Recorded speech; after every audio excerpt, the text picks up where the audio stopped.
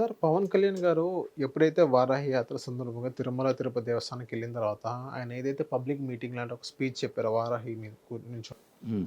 So చూసిన తర్వాత మీకు ఏమైంది? ఎందుకంటే ఇప్పుడు next Tamil Nadu deputy CM Stalin Udhayanidhi Stalin గారు ఎవరైతే ఉన్నారో అదే వ్యక్తి సనాతన ధర్మం అనేది ఒక వైరస్ లాగా అని చెప్పారు. దాన్ని ధీటుగా పవన్ కళ్యాణ్ గారు తమిళ్‌లోనే సమాధానం చెప్పిన పరిస్థితి మనం చూసాం. ఈవెన్ సనాతన ధర్మం అంటే వీళ్ళకి ఏం తెలియని పరిస్థితి. ఐ మీన్ ఆహ్, వైఎస్ఆర్‌సీపీ వాళ్ళు గాని వాళ్ళకేం తెలియని పరిస్థితి. నేను వాళ్ళని వ్యక్తిగతంగా చెప్పట్లేదు, దూషణ ఇవ్వట్లేదు. అక్కడ ఏం జరిగిందో ఆ అక్రమం గురించి చెప్పానే తప్ప వాళ్ళ గురించి దూషించి నేను ఎటువంటి మాటలు మాట్లాడలేదని పవన్ కళ్యాణ్ గారు చెప్పారు. సో ఓవరాల్‌గా ఈ మొత్తం చూసిన తర్వాత మీకేమనిపించింది సార్? ఇప్పుడు పవన్ కళ్యాణ్ గారు ఎంతోమంది హిందువుల్లో ఉన్నటువంటి ఒక భావాన్ని అతను బయటికి ఎక్స్‌ప్రెస్ చేశారు. ఎందుకంటే ఆంధ్రప్రదేశ్‌లోనే గనక తీసుకుంటే కొన్ని వందల దేవాలయాలు మనకి ఏ రకంగా వాళ్ళు నాశనం చేశారో మనం చూసాం. ఒక చోట రథం తగలబెట్టారు. ఇంకో చోట ఆంజనేయ స్వామి విగ్రహం చెయ్యిరగ్గొట్టారు. ఇంకో చోట రాముల వారి విగ్రహం తల తీసేశారు. ఇంకో చోట వచ్చేసేసి అమ్మవారి టెంపుల్‌లో విజయవాడలో వెండి సింహాలని దొంగతనం చేశారు. చేసినప్పటికీ కూడా హిందువుల్లో ఒక ఐక్యత లేకపోవటం వలన దాని మీద సరైనటువంటి స్పందించినటువంటి నాయకులు లేకుండా పోయారు. ఇలాగే ఒక మన రాష్ట్రంలోనే ఇన్ని జరిగితే దేశవ్యాప్తంగా ఎన్ని ఉన్నాయి? హ్మ్. ప్రతి చోట జరుగుతోంది. అదే ఒక ముస్లిమ్స్ మీదో లేకపోతే క్రిస్టియన్స్ మీదో జరిగినప్పుడు ఏంటంటే వాళ్ళల్లో సంఘటితంగా ఉన్నారు కాబట్టి వాళ్ళంతా ఐక్యంగా పోరాడుతున్నారు ఒక అనాచారం జరిగినప్పుడు. కానీ హిందువుల్లో అది లేదు అన్న ఉద్దేశంతో ఏంటంటే అలాంటిది మనకి ఉండాలి అనేటువంటి ఒక భావనతోటి ఆయన మాట్లాడారు. మాట్లాడిన తర్వాత దాన్ని ఆ సందర్భంగా మాట్లాడుతూ సనాతన ధర్మం అనేటువంటిది ఒక వైరస్ లాంటిది.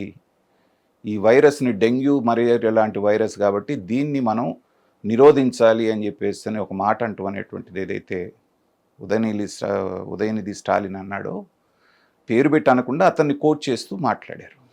దాంట్లో తప్పే ఉంది? కొన్ని వేల సంవత్సరాలుగా వస్తున్నటువంటి సనాతన ధర్మాన్ని వాళ్ళని ఇది చేయటం కోసంగా మాట్లాడినటువంటి సందర్భంలో ఆయన మాట మాట్లాడాడు. తప్పే ఉంది దాంట్లో? తర్వాత సనాతన ధర్మాన్ని అతను వైరస్తో పోల్చడం అంటే ఎంత దారుణం. కాబట్టి ఆ సందర్భంగా మాట్లాడితే అతన్ని అడిగితే అతను ఏమన్నాడు? నేను let us wait and watch. సనాతన ధర్మాన్ని ఇది చేయటం ఎవరి వల్ల కాదు అంటే let us wait and see అన్నాడంటే, అంటే చేసి చూపిస్తాం చూడండి అన్నట్టుగా బెదిరించడం. కాబట్టి ఇలాంటి వాళ్ళందరూ ఎవరైతే ఉన్నారో పవన్ కళ్యాణ్ గారు వ్యక్తిగతంగా ఎవరిని విమర్శించడం కాకుండా అలాంటి వ్యతిరేక వ్యాఖ్యలు ఎవరైతే చేశారో వాళ్ళందరి గురించి మాట్లాడాడు. మాట్లాడినప్పుడు దాన్ని స్పిరిట్తో తీసుకోవాలి కానీ దాని యొక్క సరైన భావంతో తీసుకోవాలి కానీ ఎవరన్నా భుజాలు తడువుకుంటే దాని గురించి ఎవరు చేయలేనటువంటి విషయం ఏం లేదు. ఎందుకంటే హిందువులకు ఐక్యత లేకపోవటం మూలాన ఇవాళని తిరుపతి లడ్డూలు కల్తీ జరిగిందన్నారు. నార్త్ ఇండియాలో ఎలాంటి ఇది వచ్చింది? సాధువుల దగ్గర నుంచి సన్యాసుల దగ్గర నుంచి అందరూ కూడా యాజిటేషన్ చేశారు, వాళ్ళు ఒక ఉద్యమం లాగా చేశారు. ఆంధ్రప్రదేశ్లో ఏం జరిగింది? ఏమీ జరగలేదు. కాబట్టి హిందువులు ఇలా ఉండటం అనేటువంటిది కాదు. హిందువులు కూడా వాళ్ళ యొక్క దీన్ని రక్షించుకోవడానికి ఒక ఆర్గనైజేషన్ కావాలి అని పవన్ కళ్యాణ్ అంటం ఏంటంటే కొంతమంది కుహనా లౌకికవాదులు వాళ్ళకి ఇది నచ్చట్లేదు. వాళ్ళు సెక్యులర్ అని మాట్లాడుతున్నారు. లౌకికవాదం అంటే అర్థం ఏంటి? సెక్యులర్ అంటే మతాన్ని రాజకీయాన్ని వేరుగా చూడటం, ఒక దేశానికి ఒక మతం ఉండటం అనేటువంటిది కాదు అనేటువంటిది దాని లక్షణం. పవన్ కళ్యాణ్ గారు ఎక్కడైనా భారతదేశాన్ని నేను హిందూ దేశంగా మారుస్తానన్నారా? ఆ మాట అంటే లౌకికవాదానికి ప్రమాదం వచ్చినట్టు. ఆయన ఏమంటున్నాడు? మా సనాతన ధర్మాన్ని కాపాడుకోవడానికి నేను ఉద్యమం చేస్తానంటున్నాడు. దాంట్లో తప్పే ఉంది? భారతదేశంలో ఉన్న 140 కోట్ల అందరినీ నేను హిందువులు చేసేస్తానంటే, లేదా భారతదేశాన్ని నేను హిందూ దేశంగా ప్రకటిస్తానంటే అది తప్పు. కాకుండా మా మీద దాడులు జరుగుతున్నప్పుడు, మాకు అనాచారాలు జరుగుతున్నప్పుడు, మాకు అపరాధాలు జరుగుతున్నప్పుడు రక్షించుకోవడానికి ఒక బోర్డు కావాలని అడగటం తప్పైందా? దానికి ఒక డిక్లరేషన్ ఇవ్వడం తప్పైందా? సార్ ఇదే పవన్ కళ్యాణ్ గారు అప్పుడు అదే వారాహి యాత్ర సందర్భంగా పవన్ కళ్యాణ్ గారు ఏదైతే ముస్లింగా ఎవరైనా ఇలా చేస్తే మొత్తం ఇండియా మొత్తం ఒకటయ్యి ఇలా ధర్నాలు కానీ ఇలా చేస్తారు. ఖచ్చితంగా. అదే అదే సుప్రీంకోర్టు అనేది ఆ కేసుని టేకప్ చేసి దాన్ని నెక్స్ట్ ప్రాసెస్ స్టార్ట్ చేస్తారు. అదే హిందువుల దగ్గరకు వస్తే ఈ సిచ్యువేషన్ ఇలా ఉండదు. మీరందరూ ఐక్యత కావాలన్నట్టు పవన్ కళ్యాణ్ గారు చెప్పారు. ఖచ్చితంగా. సో అదే సిచ్యువేషన్‌ని ఇప్పుడు వాళ్ళు వేరే వాళ్ళకి పవన్ కళ్యాణ్ గారు అపోజిట్ ఎవరైతే ఉన్నారో వాళ్ళందరూ ఏదైతే పవన్ కళ్యాణ్ గారు ఆ స్టేట్మెంట్ ఇచ్చారో హిందువులకి, ముస్లిమ్స్‌కి గొడవలు పెట్టే విధానంగా పవన్ కళ్యాణ్ గారు మాట్లాడుతున్నారు. ఇప్పుడు కాదు గతంలో కూడా దుర్గగుడి సందర్భంగా అప్పుడు కూడా అదే మాట్లాడారు. హిందువులకి, ముస్లిమ్స్‌కి గొడవ పెట్టే విధానంగా పవన్ కళ్యాణ్ గారు వెళ్తున్నారు అన్నట్టుగా చెప్తున్నారు. అదే ఎందుకు వెళ్తున్నారంటే వెనక బీజేపీ ఉంది. బీజేపీ హస్తం ఉంది. ఎందుకంటే బీజేపీ అనేది యాంటీ ముస్లిం కాబట్టి బీజేపీ ఏదైనా స్క్రిప్ట్ ఇస్తున్నారా? లేకపోతే వీళ్ళకి హింట్ ఇస్తున్నారా?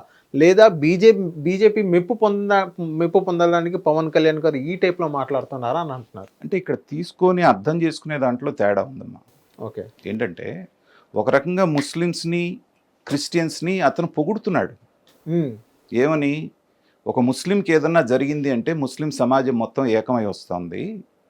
ఒక క్రిస్టియన్కి ఏదన్నా జరిగింది అంటే క్రిస్టియన్ ఆర్గనైజేషన్స్ అన్నీ కలిసి వస్తున్నాయి. వాళ్ళల్లో ఉన్న ఐక్యత మన దగ్గర ఎందుకు లేదు అంటున్నారు. హ్మ్. తర్వాత అదే ఒక మసీదుకి ఎక్కడన్నా పెద్ద అపచారం జరిగి ఉంటే ఆ రాష్ట్రానికి సంబంధించినటువంటి ముఖ్యమంత్రి దాన్ని కనుక బయట పెట్టుంటే ఒక ముఖ్యమంత్రిగా నువ్వు ఎలా బయట పెడతావు అని ప్రశ్న వేసుండేదా సుప్రీంకోర్టు? అది అతను అడుగుతుంది. హ్మ్. హిందువులకు సంబంధించిన మనోభావాలు దెబ్బతిన్నాయని ఒక ముఖ్యమంత్రి బయటికి పోయి వచ్చి మాట్లాడితే మీరు ఎందుకు మాట్లాడుతున్నారు అంటున్నారు.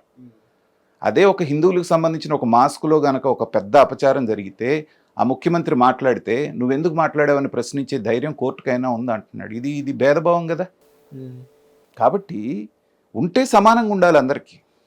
అంతేగాని ఎక్కడైనా పవన్ కళ్యాణ్ ముస్లిమ్స్ మంచోళ్ళు కాదనో, క్రిస్టియన్స్ మంచోళ్ళు కాదనో, లేకపోతే వాళ్ళ మీద దాడులు చేయండనో, వాళ్ళు మనల్ని ఏమైనా చేస్తున్నారనో ఆయన ఎక్కడైనా మాట్లాడాడా? లేదు. ఇప్పుడు తిరుమలలో జరిగిన అనాచారంలో ముస్లింకి, క్రిస్టియన్కి ఏమైనా సంబంధం ఉందా?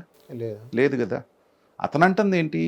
తిరుమలలో జరిగినటువంటి అనాచారాలు జరిగినప్పుడు దాన్ని అడ్డుకోవడానికి ఒక ఇది కావాలి అంటున్నాడు. దాంట్లో ముస్లిమ్స్, క్రిస్టియన్స్ ప్రమేయం ఏముంది అసలు? కాబట్టి లౌకికవాదం అనే దానికి మీనింగ్ తెలియనటువంటి వాళ్ళంతా దాని గురించి మాట్లాడటం అనేటువంటిది ఇవాళ వస్తున్నటువంటి తలనొప్పి. కాబట్టి పవన్ కళ్యాణ్ గారు క్లియర్ అయిన డైరెక్షన్లో వెళ్తున్నాడు.